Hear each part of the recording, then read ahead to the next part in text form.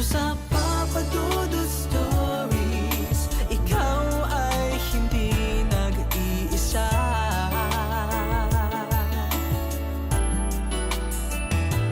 Dito sa Papa Dudut Stories, may nagmamahal sa'yo. Papa Dudut Stories, Papa Dudut Stories. Dear Papa Dudut, sa lahat po ng mga nakatutok ngayon, huwag kalimutan na mag-like, mag-share at mag-subscribe.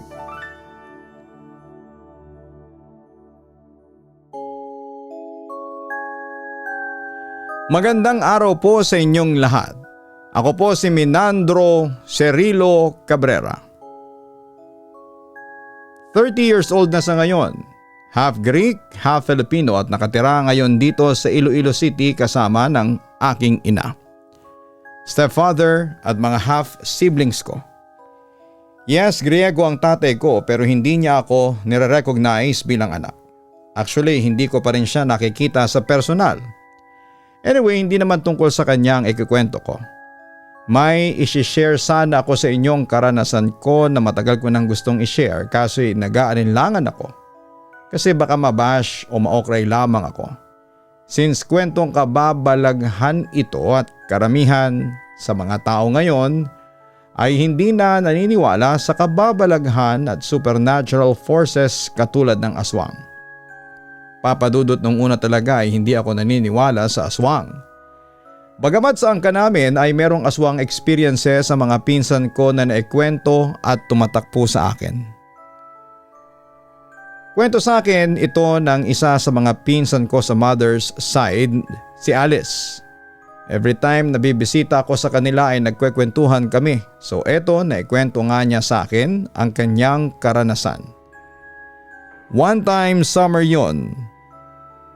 Yung pinsan ko at yung isa pa niyang pinsan kung saan ay hindi ako related by blood ay nagpa siyang magbakasyon doon sa bahay ng tiyahin nila sa Antique.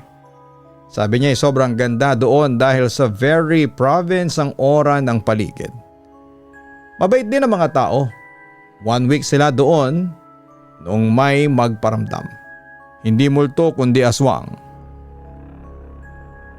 Ang style ng bahay ng auntie nila ay 2 floors. Sa baba ay konkreto, sa itaas naman ay sawali. Sa ibaba din, pareho ng mga bintana sa itaas na yung pataas ay binubuksan at may tukod para all day ay open. Pagkatapos ng tanghalian, rutina nila for 7 days na magpipinsan na matulog muna then pagising ay saka pupunta doon sa sapa para maligo. Yung auntie naman nila ay tumutulong magluto ng mga tinitinda nila sa plaza kasi may liga sa gabi. May tinda-tinda silang mga pagkain, Papa Dudut. Dahil tirik na tirik ang araw at for 7 days naman ay walang ganap, naka-open yung bintana. Unang nagising si Jopel, yung pinsan ni Alice. Nagising si Alice dahil sa sigaw ni Jopel. May malaking ahas sa sahig. Yung upper part ng ahas nakapulupot sa mga binti ni Colette, bunsong anak ng auntie nila. Sigaw din si pinsan, pasok yung nanay ng auntie nila. Ayon kay Alice, yung nanay ng auntie nila ay maayos pa namang maglakad pero may hawak laging tungkod.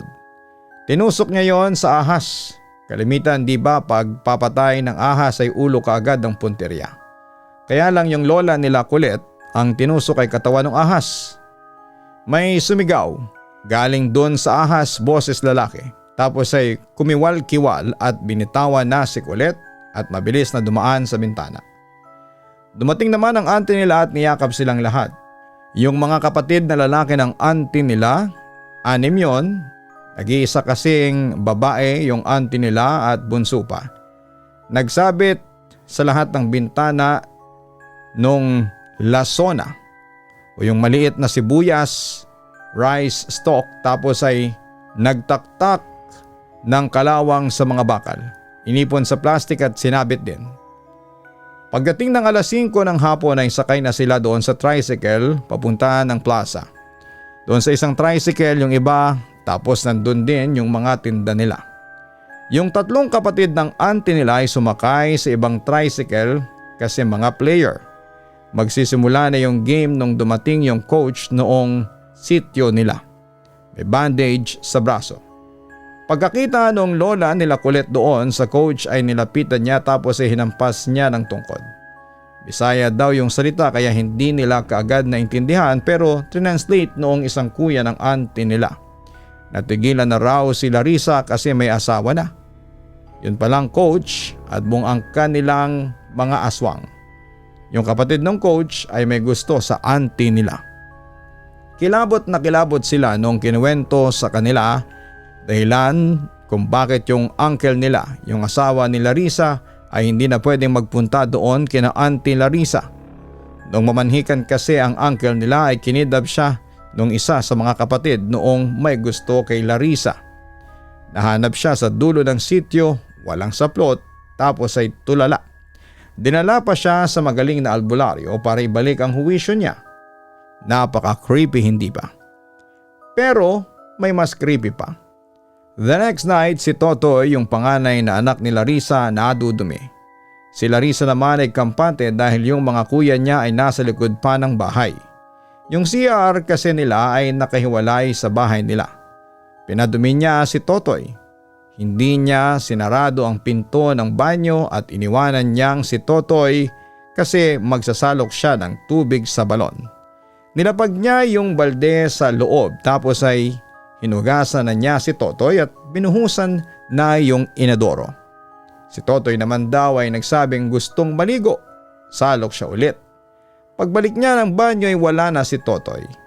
Sa pag-aakala niyang nasa loob na ng bahay ang anak niya, pumasok na siya. Sabi ni Alice ay kalmado pa ang auntie nila kaso noong makitang wala si Totoy ay lumabas kaagad. Pati si Jopel lumabas na rin. Si Jopel buhat si kulit. Wala sa buong bakuran, iyak na sila ng iyak. Pati mga kuya ni Larissa ay naghahanap na rin. Hanggang sa napadpad sila sa likod ng bahay at napansin nilang parang may hinila. Si Totoy doon nila nakita yung aswang. Literal daw talagang nakakatakot. Parang nakuryente ang buhok, mahaba ang mga kuko tapos ay tumutulo pa ang laway. Hinampas siya ng matanda nung tungkod. Dumadaing daw pero parang daing ng asong nasasaktan. Tapos ay may dumagit na malaking ibon doon sa lalaki. Kahit na anong awat nila Larissa sa nanay nila ay hindi nakinig. Nagpunta doon sa bahay ng mga aswang. Sabi ni pinsan, ang gara nakasunod sila. Nakailang katok bago buksan ang pinto. Binuksan lang yon ng nanay ni Larissa. May hinila sa tungkod niya, nahati sa dalawa. Yung tungkod ay parang pinagkabit na parang dalawang manipis na espada. Pinagkiskisan niya yon. Ayun, may nagbukas ng pinto. Babae ang nagbukas. May mga tao sa loob, yung iba ay katulad ng lalaking aswang na kukuha sana kay Totoy. Dinuro sila ng nanay ni Larissa. Kayo nire-respeto ko, sana'y irespeto nyo rin naman kami. Ikaw Melo, kung talagang mahal mo si Larissa ay hindi ganito ang gagawin mo. Maraming babae dyan, hindi lang si Larissa. Mabait kang bata Melo, huwag kang tumulad sa mga nakatatanda mong kapatid. Kaya hindi kayo kinanti ng tatay ko dahil sa pakiusap ko. Dahil alam kong mabuti ka Melo. Ikaw, kapatid mo at ang nanay mo, sumalangit nawa. Huwag ganito Melo. Yan ang sinabi ng nanay ni Larissa. Ang masama raw talaga yung mga kapatid noong Melo. Mga siraulo daw talaga. Magnanakaw ng mga hayop sa iba't ibang sityo, kakainin tapos ayon, iiwan na lamang. Sunod na linggo ay umuwi na sila Alice at Jopel. Sakay sila ng bus papunta sa barko. Habang sumabay na sa kanila si Larissa, kasama ang anak nitong si Totoy at si Kulit. Kandong ni Jopel si Kulit, si Larissa kay Totoy. Nahiwalay si pinsan ng upuan, sa unang bus stop ay may sumakay na lalaki. Naka-shades tapos ay may panyo sa leeg. Tumabi daw kay pinsan, ang lansa-lansa daw. tapos ay lagi siyang inaamoy. Nung nasa barko na sila, doon lang siya nakahinga ng maayos dahil wala na yung lalaki. Nung makauwi ay halos walang maniwala sa mga kwento nila. Pero hindi tumigil si Alice sa kakakwento sa naranasan nila doon sa Antique. Anyway, nung una talaga ay hindi ako naniniwala sa kwentong yon ng pinsan ko. Hindi talaga ako naniniwala noon sa aswang. Kapag nakakarinig ako ng aswang stories, iniisip ko na baka gumagawa lang sila ng kwento dahil gusto nilang magpasikat. Hindi ko po akalain na isang araw ay meron akong may experience na babago sa aking buhay. Papadudot dahil nga sa half Greek ako. Hindi sa pagmamayabang pero may itsura talaga ako. Hindi man ako masyadong gym fit dahil payat ako. Pero mukha raw akong Adonis. Kaya marami ang nagkakagusto sa akin noon. Isa na rito si Regina, ang pinakamisteryosa kong kaklase noong senior high school. Since friendly ako, lahat talaga ng kaklase ko ay close ko. Except lang talaga kay Regina kasi napakatahimik niya at mailap. Pero kapag nilalapitan niya ako ay mabait naman siya kaya maganda rin ang pakikitungo ko sa kanya. Samantala dahil may pagka-weirdo si Regina ay palagi siyang binubuli ng mga kaklase ko. Ako yung palaging nagtatanggol sa kanya. Kaya siguro ay na-develop siya sa akin. Ako naman dahil hindi pa ako nagkaka-girlfriend noon at gusto kong maranasang magkaroon ng girlfriend ay niligawan ko siya. At doon na nga nagsimula ang kababalaghan sa buhay ko.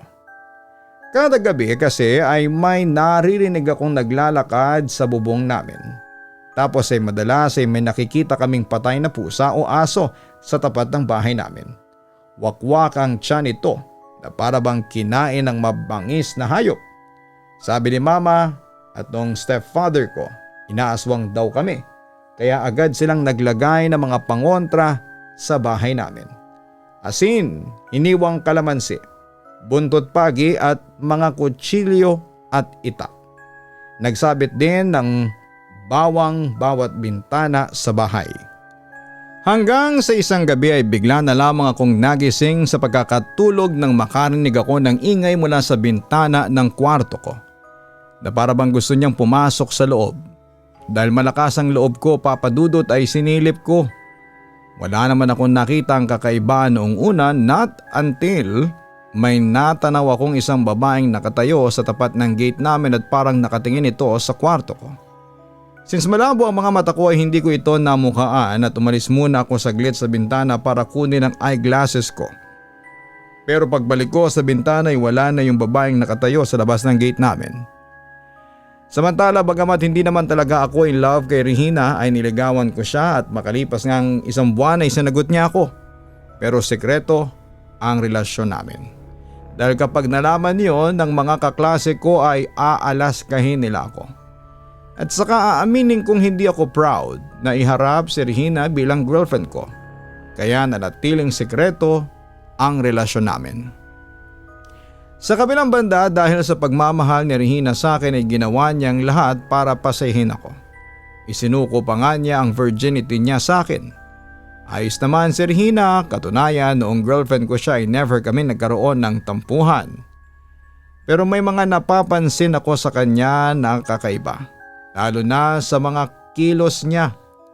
Allergic siya sa bawang, mahilig siyang kumain ng kinilaw na karne at may pagkakataong nakita ko siyang umiinom ng dugo ng baboy na pang dinuguan. Nandiri talaga ako papadudot noong nakita ko yon pero hindi ko na lang sinabi sa kanya. Samantala may pagka-addict si Regina sa pagtatalik kaya halos gabi-gabi naming ginagawa yon. Na-weirduhan din ako sa kanya dahil aggressive siya at wild pagdating sa sex. Minsan ay nasasaktan na ako dahil palagi niya akong kinakalmot at sinusuntok o hinahampas. Ang ending ay puro pasa at kalmot ang katawan ko. Hanggang sa isang pagsubok ang dumating sa amin. Nabuntis ko si Regina dahil hindi pa ako matured enough para mag-take ng responsibilidad bilang isang ama ay hindi ko siya pinanagutan. Nakipaghiwalay din ako sa kanya, nagpa-transfer din ako ng school sa Maynila noon para hindi na ako makita pa ni Regina. Sa madaling sabi, tinakasan ko siya. Blinak ko siya sa lahat ng social media accounts ko kaya maraming taon akong walang naging balita sa kanya.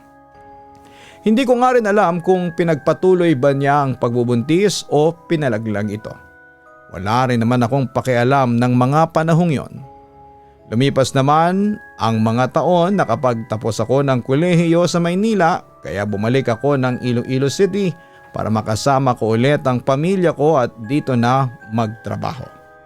Agad naman ako natanggap bilang supervisor sa isang mall dito sa Iloilo. Nagka-reunion din kami ng mga tropa ko noong senior high school, sina Gab at Eldrew. Isang gabi nasa boarding house kami ni Eldrew para magpalipas ng oras noon. Naisip nila Gab at Eldrew na uminom. About 10 na noong lumabas kami kasi naglalaro pa kami ng online games noon. Naglakad-lakad kami para bumili ng alak. Noong pabalik na kami, syempre nagbakod kami kasi lock na yung gate namin. Una ako, sumunod si Eldrew, then si Gab. Pagbaba ni Gab, nagtanong siya sa amin. "Dinig niyo yun?" "Alin?" nagtatakang tanong ni Eldrew. "Yun o, pakinggan niyong mabuti." Pagpapatuloy ni Gab. Tumahimik kami pero wala talaga kaming madinig ni Eldrew bukod sa kuliglig. "Alin ba yung kuliglig?" tanong ko. "Baliw, hindi yun. Hindi niyo ba madinig?" Try hard kami ni Eldrew pero wala talaga kaming marinig na kakaiba ng mga sandaling yon. "Ano ba kasing mga naririnig mo? Bakit ikaw lang? Baka mo yun." Natatawa kong sabi sa tropa ko. "Oo nga, wag kang manakot. Pag nadinig mo sa'yo na lang." "Kapag nabwisit ako, mag-isa kang magiinom mamaya." Wika naman ni Eldrew. "Loko, hindi. Aswang yun. May aswang sa paligid. Pasok tayo." Natatarantang wika ni Gab. "Aswang? Nasa bayan tayo. Tigilan mo na ang pagtira ng katol." Natatawang sabi ko sa kanya.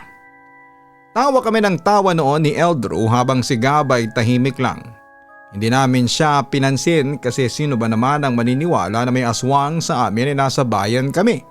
Until nalasing na silang dalawa. Ako lang ang nasa wisyo noon kasi hindi naman talaga ako umiinom. Nagkwento na si Eldrew about sa aswang sa kanila sa Antique. Sabi niya yung aswang daw sa kanila paggabi ay nasa ibabaw ng puno ng buko. Palipat-lipat daw yon para maghanap ng biktima. Sabi niya kaya daw lundagin ng aswang yung puno so pag lumipat siya ng puno ay tinatalon niya lang. Si Gab naman ay nagkwento about sa experiences niya sa aswang sa bayan nila sa Zaraga, Iloilo. Bagamat nahihilo ay bumangon ako. Ginising ko si Eldrew tapos ay pinuntahan namin sa room niya si Gab. As usual, tululaway pa si Gab. 10 minuto siguro namin siyang ginising. After noon ay nagkape kaming tatlo. Tinanong namin siya kung kilala niya talaga yung mga aswang. Sabi niya hindi daw. Nakikita niya lang sa vision niya kung sino. Wala kaming masabi kasi hindi namin naintindihan ang sinasabi niya. Pinaliwanag niya sa amin na hindi daw niya kita yung mukha nung mga aswang. Pero may mga palatandaan siyang nakikita kung sino-sino yon. Hindi pa rin namin magets. So siya na ang nagsalita. Sabi niya sa 4 na aswang daw, 2 doon yung mag-asawa. Sabi ko ay madali naming matitrace yung 2 na yon. 20,000 lang naman ata yung mag-asawa sa may barangay namin ganun ba kahirap hanapin yun? Yung isa naman daw kapitbahay lang daw niya. Yun daw yung babae sa katabing bahay ni Gab. Kasing edad lang namin ang babae pero single mom daw ito. 7 years old na raw ang anak nito. Babae din. Ewan ko papadudot pero bigla akong kinilabutan sa sinabing yun ni Gab. Nakaramdam din ako ng curiosity. Sabi pa ni Gab ay napaka-weird daw noong babae. Meron itong babuyan sa Kamanukan, small time lang naman.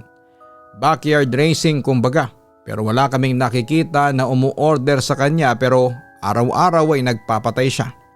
Weird din kasi halos hindi din lumalabas ng bahay ang mag-ina pero yung last na aswang yung nagpatayo sa balahibo ko. Ang pagkakadescribe niya ay marami daw alagang aso tapos ay malayo daw yung dugo. Meaning dayo siya sa amin, hindi talaga siya taga rito sa kanila. Sabi ni Gab ay lalaki daw yung aswang na yon at parang kilala daw ito noong aswang na single mom na kapitbahay daw niya. Dahil naman sa hindi ako naniniwala sa aswang ay hindi ko yon sineryoso. Not until kinabukasan. Noong pabalik na ako sa bahay namin ay tiyempong nasa labas yung babaeng kapitbahay ni Gab. Dead malang sana ako at tutuloy-tuloy sa paglalakad nang biglang tinawag ako ng babae sa pangalan. Minandro Cirilo Cabrera, aniya. Agad akong napalingon sa babaeng nakatayo sa loob ng kanyang bakuran na may fence. Nakangiti ito sa akin at doon ko lang din namukaan kung sino ba talaga ito. Si Regina ang ex-girlfriend ko. Siyempre nagulat ako. Si Regina ba yung tinutukoy ni Gab na aswang na kapitbahay niya? Parang imposible sa isip-isip ko. Ikaw pala Regina, kumusta ka na? Long time no see, sabi ko na lang sa ex ko. Eto ayos naman kami ni Angela, ang sabi ni Regina. Ang tinutukoy niyang Angela ay yung anak naming dalawa. Sinabi niya rin kasi sa akin ang totoo ng mga sandaling yon. Akala ko Minandro hindi na tayo magkikita. Dagdag pa niya. Nagkwentuhan kami saglit at hindi ko maitago ang kaba ko. Kasi habang nagkikwento siya sa akin ay halo pa ring bitterness sa kanyang boses. Hanggang sa nagpaalam ako kasi papasok pa ako noon sa trabaho. Pero bago ko umalis ay nag-iwan siya sa akin ng mensahe. Dadalawin kita Minandro ha? Aniya. Kinabahan ako papadudot. Muli na namang nagsimula ang kababalaghan sa bahay namin. Gabi noon at nagising ako sa mga kaluskos na nagmumula sa labas. Unay parang tumatapak sa bubong namin tapos ay biglang lumundag sa tapat ng bintana ko. Dahil naman sa curiosity ay dahan-dahan akong tumayo at binigla ko ang pagsilip sa bintana. Doon ay nakita ko ang isang nilalang na hindi ko makakalimutan. Isang haliwaw na mahaba ang buhok, namumula ang mga mata at matatala sa mga pangil. Nakasuot din siya ng ordinaryong puting t-shirt na punit-punit. Nagkatitigan kaming dalawa noong nilalang nasa tingin ko ay aswang. At sa hindi may paliwanag na kadahilanan ay na-recognize ko siya. Regina? Aswang ka? Tanong ko sa nilalang. Hindi naman sumagot ang nilalang at sa halip ay tumakbo ito palayo sa bintana. Ako naman ay hindi nakatulog sa kakaisip sa aking nakita. Kung ganoon ay nagsasabi talaga ng totoo si Gab na yung kapitbahay niyang si Regina na ex ko ay isang aswang. Kinaumagahan maaga kong nagising at nagalmusal. Tiyempo namang gising na si mama at ang stepfather ko. Pati yung mga nakababata kong kapatid na noon ay nag-aalmusal na. Napansin nila ang pagiging matamlay ko. Tinanong nila ako pero ang sabi ko na lang ay masama ang pakiramdam ko. Nang biglang may kumatok sa gate namin. Ang stepfather ko ang lumabas. Pero bumalik din siya kaagad para tawagin ako. Minandro, may bisita ka. Ayaw pumasok sa loob kasi sandali lang daw siya. Aniya. Sino po? Usisa ko. Kaibigan mo raw, Regina ang pangalan. Aniya. Dali-dali naman akong lumabas para kausapin si Regina. Sorry Minandro kung tinakot kita kagabi. Bungad niya sa akin. So totoong aswang ka? Tanong ko sa kanya. Tumango naman siya bilang tugon. Oo, lahi namin ang aswang. Pero mababait naman kami. Hindi kami kumakain ng tao kaya ako mailap nung senior high school pa tayo kasi natatakot ako noon na mabuking ang totoo kong pagkatao. Dagdag pa niya. Yung anak natin si Angela aswang din ba? Tanong ko. Umiling si Regina. Tao si Angela. Ayoko siyang maging aswang. Gusto ko siyang mabuhay ng isang normal na tao. Kaya eto ginagawa ko ang lahat para maprotektahan siya. Sabi pa niya sa akin. Pakiusap Minandro, huwag mong ipagkalat na aswang ako kasi ayokong malagay sa panganib ang anak ko. Natatakot ako na baka madamay siya sakaling malaman ng lahat ng tao ang katotohanan. Huwag kang mag-alala Regina, makakaasa ka sa akin. Si Gab ang alalahanin mo, ang magsalita yun. Kinausap ko na rin si Gab. Nangako siya na mananahimik siya. Handa rin daw niyang kaming protektahan ni Angela kung sakali. Sagot niya. Huwag kayong mag-alala ni Angela, poprotektahan ko din kayo. Yun naman ang pinangako ko sa kanya. Pagkatapos noon, Papa Dudut, ay naging magkaibigan na ulit kami ni Regina. Pinahintulutan na rin niya akong makita at madalaw ko ang anak namin. Kinilala ko na rin si Angela bilang anak ko at buwan-buwan ako nagbibigay ng sustento sa kanya. Minsan, sa bahay ko natutulog si Angela. At magiliw naman ito sa mga kapatid ko. Katunayan ay bibo ang anak ko, matatas magsalita samantalay nasanay na rin ako sa pagiging aswang ni Regina. Minsan ay dumadalaw siya sa akin bilang aswang pero hindi ako natatakot at sa halip ay binibigyan ko pa siya ng buhay na manok bilang regalo. Alam na rin pala ni na mama at ng stepfather ko na aswang si Regina, although cautious pa rin sila pero nakaka-vibes na rin nila si Regina. Papa Dudut, eto ang experience ko na masasabi kong hindi ko makakalimutan. Binali nito lahat ng paniniwala ko. Kung dati ay hindi ako naniniwala sa aswang, ngayon ay naniniwala na ako dahil ex-girlfriend ko pala ay isa sa kanila. Hanggang dito na lamang po, Papa Dudut, muli ay maraming salamat at magandang araw sa inyong lahat. Lubos na gumagalang, Minandro. Maraming salamat, Minandro, sa pag-share mo ng iyong kwento sa aming programa. Marami ang hindi naniniwala sa aswang, lalo na yung mga nakatira sa syudad. Pero hindi ibig sabihin na hindi na sila nag-e-exist. May mga nagsasabi na nakakita na sila ng aswang, so maaaring meron talaga. Pero hindi natin masasabi kung totoo o hindi hanggat hindi tayo nakakakita ng aktwal na aswang. Ganun pa man, bawat kwento o karanasan ay dapat nating irespeto at unawain. Pakinggan natin ang mga kwento nila para sakali mang may makita na tayong aswang alam natin kung ano ang gagawin.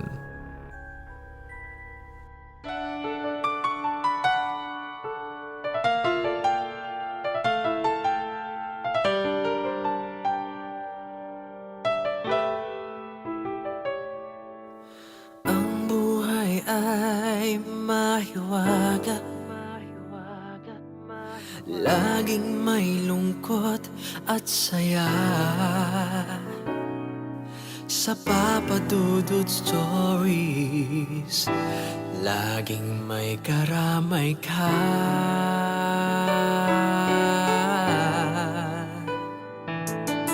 Mga problemang kay bigat, dito ay pakikinggan ka. Sa Papa Dudut Stories, kami ay iyong kasama.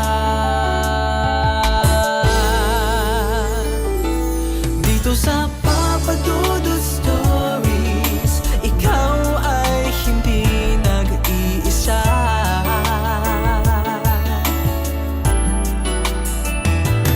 Dito sa Papa Dudut Stories, may nagmamahal sa'yo. Papa Dudut Stories,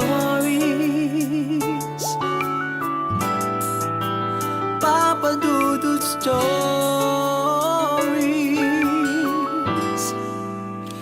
Papa Dudut Stories.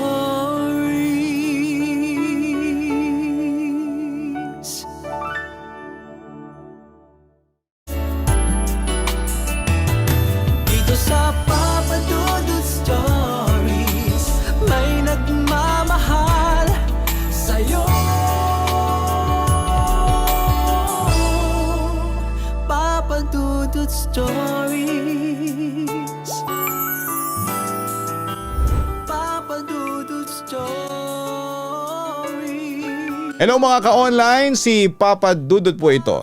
Nag-enjoy ka ba sa ating kwento ngayong araw? Huwag kalimutan na i-share, mag-like at mag-subscribe. Maraming salamat po.